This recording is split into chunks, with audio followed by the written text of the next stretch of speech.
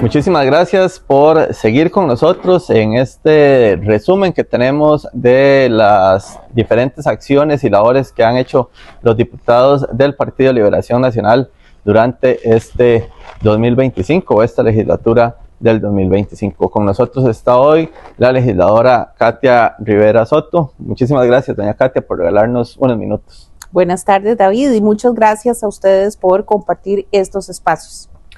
Doña Katia, demos inicio con un tema en el que usted ha sido insignia, esos temas que además son muy llamativos para la población costarricense, y es el tema de la educación. Se ha dado muchísimo de qué hablar con las diferentes estudios que se han estado realizando, el programa de la educación y demás.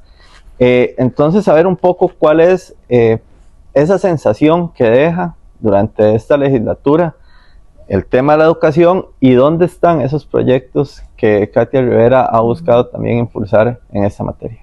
Bueno, definitivamente para mí ha sido trascendental la defensa de ese presupuesto de la educación. No podemos dejar de lado que lamentablemente este gobierno ha provocado un retroceso de más de 20 años en el desarrollo educativo de nuestra niñez y juventud, con el recorte presupuestario más alto de la historia. Así es que por mi parte creo que la principal labor ha sido la defensa de esos presupuestos, y sumado a esto están dos proyectos de ley que ya son ley. Uno tuvo que ver con la defensa del salario de los docentes por un problema administrativo que existió dentro del Ministerio de Educación Pública y que lamentablemente le iban a cobrar a los docentes en promedio entre 1,5 millones y 2 millones de colones. Se logró que esto se aprobara de forma bastante rápida, apoyando a más de 30,000 docentes del título 2.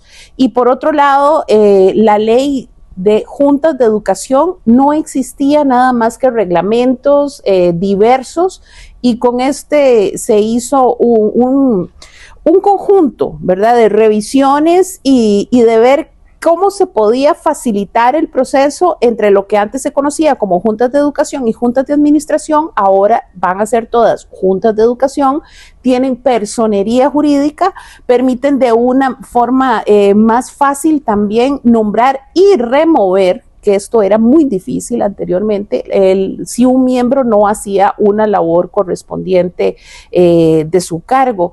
Se prohíbe también los lazos familiares entre las personas de las juntas y la afiliación política. Esto para que quede como más directa la labor en esta parte. Considero que esto va a ser un gran aporte para lo que es la parte administrativa. Eso sí, nada hacemos con que las juntas estén bien conformadas si no hay presupuesto. Hay que recordar que es 54% de presupuesto menos lo que están recibiendo las juntas en esta administración.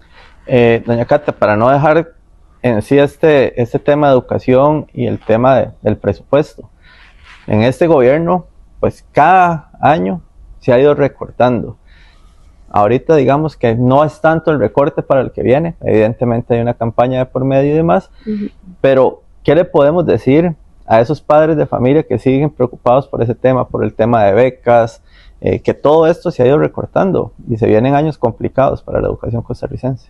Sí, yo creo que lamentablemente vemos como puntos como Avancemos, como becas de transporte, como la situación también de infraestructura de los centros educativos, ha sido aquí en la Asamblea Legislativa que se ha hecho ese retroceso, o más bien no retroceso, revertimiento de las propuestas presentadas por el gobierno.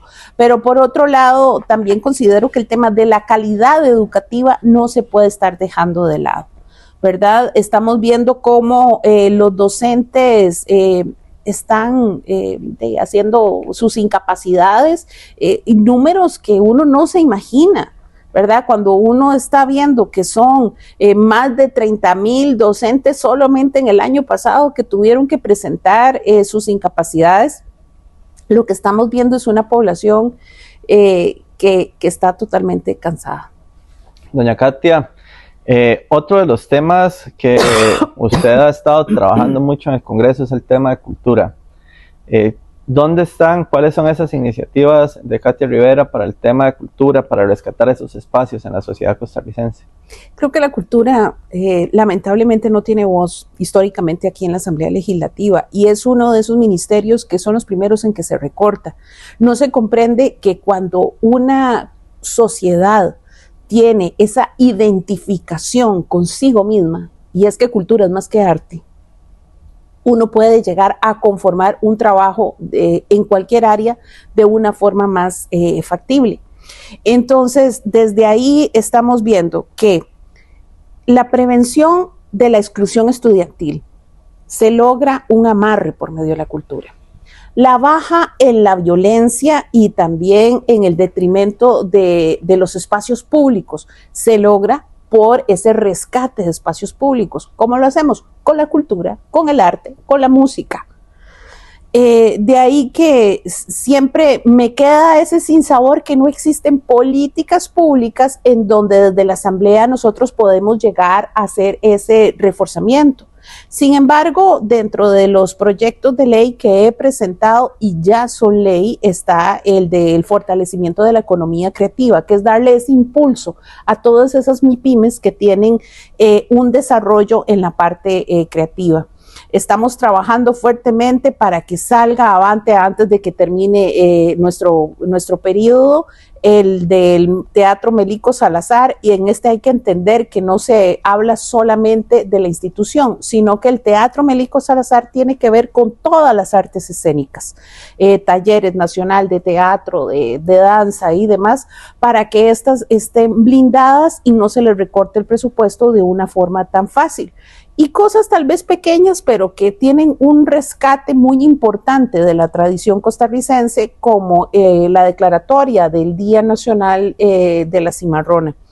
Hemos estado haciendo pues estas revisiones y estas luchas a algo que ya se está ejecutando, que es la Encuesta Nacional de Cultura, porque yo creo que nosotros tenemos que ir pensando en un futuro, el tener muy claro cuáles son los requerimientos básicos y necesarios que está teniendo todo este sector cultura para poder trabajarlo no solamente desde el Ejecutivo, sino del Legislativo. Lástima que cuesta tanto trabajar en conjunto, bueno, ni que le menciono con este gobierno, pero pensemos positivamente en un futuro, en donde nosotros tenemos que terminar de ajustar cambios desde la parte legislativa, pero siempre con ese encadenamiento con una política pública. Diputada, uno de los temas que también ha trabajado mucho Liberación y en el que usted ha sido partícipe es el tema del fortalecimiento de la Caja Costarricense del Seguro Social. ¿Cuáles son los aportes específicos de usted como diputada y que quiera todavía ahorita dar en estos últimos meses que les queda a ustedes como diputados en esa materia, en ese enfoque de la Caja? Por un lado, la defensa. Creo que hay proyectos sumamente dañinos dentro de la corriente legislativa presentados por la Unidad Social Cristiana, en donde nosotros hemos presentado no solamente diferentes mociones, sino una actitud pues bastante crítica con respecto a, por ejemplo, que la Caja Costarricense del Seguro Social pierda su autonomía. Dentro de los proyectos de ley que me ha tocado presentar, ha tenido que ver, primero, el tema de los médicos especialistas, de cómo con un artículo único y que lamentablemente el Poder Ejecutivo lo bloqueó, y era la posibilidad de que los médicos especialistas de forma voluntaria podían pasarse al salario global. Estamos viendo que esa huida masiva que se está dando con los médicos tiene que ver mucho con el tema salarial, pero por otro lado también tiene que ver con las condiciones laborales y el retroceso que se ha tenido con el abandono que se ha dado con la Caja. Entonces, nuevamente, no es solamente el tema propositivo, sino también ese tema de control político y de plantarse fuerte ante lo que sabemos que ha querido hacer el chavismo, y es golpear a la Caja. Doña Katia, por último, y ya para finalizar muy concretamente, ¿qué queda para Katia Rivera Soto en estos meses, ya muy pocos meses que les quedan como diputados, para impulsar, para luchar esas luchas que usted dice, no me puedo ir de aquí de la Asamblea sin tratar de dar lo mejor en este tema? Me gustaría muchísimo el poder llevar a cabo esa aprobación del proyecto que hemos venido trabajando con los guardaparques.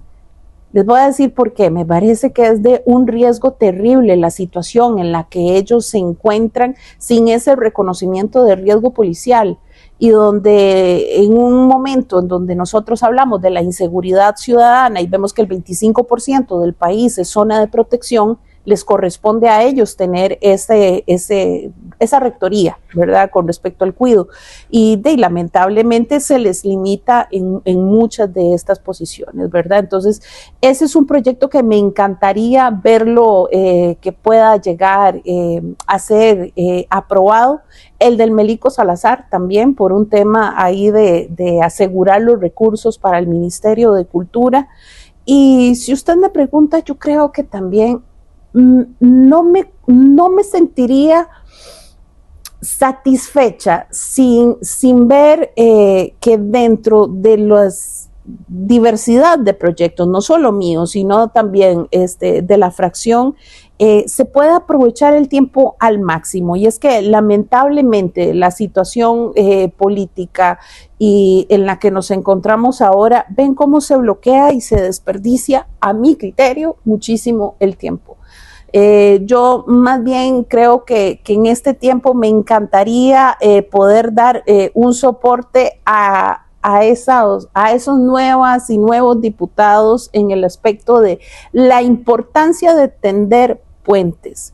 Y es que mi experiencia como jefa de fracción el primer año me dio a entender que si uno no pone de su parte y hace esa sumatoria de esfuerzos con una visión país, muchos de los proyectos que se presentan, primero, no son tan necesarios porque lo que existe es falta de políticas públicas.